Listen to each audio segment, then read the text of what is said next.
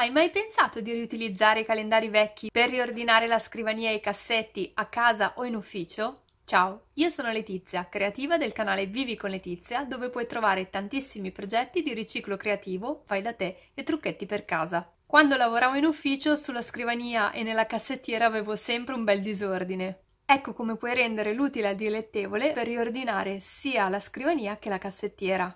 Se ti piacciono tutorial come questo, ti consiglio di iscriverti adesso al mio canale cliccando su iscriviti e sulla campanella per non perderti nessuno dei prossimi video. Ora passiamo al tutorial. Continua a guardare.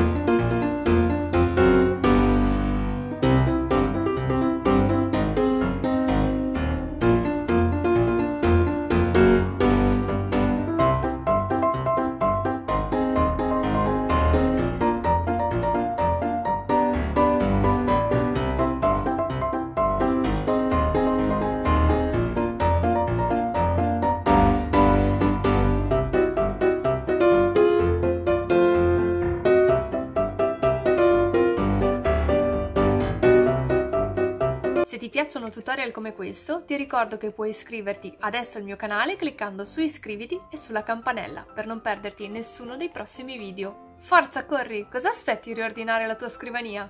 Ciao! Per riordinare la scrivania se è così anche per te, ecco come puoi rendere l'utile al dilettevole, ecco come rendere l'utile al dilettevole e ciao. Ecco come rendere l'utile al dilettevole e riordinare ecco come puoi rendere l'utile al dilettevole riciclando i calendari vecchi, riutilizzando i calendari vecchi.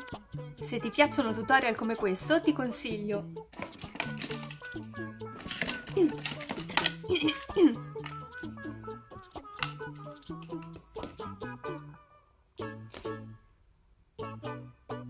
E tu?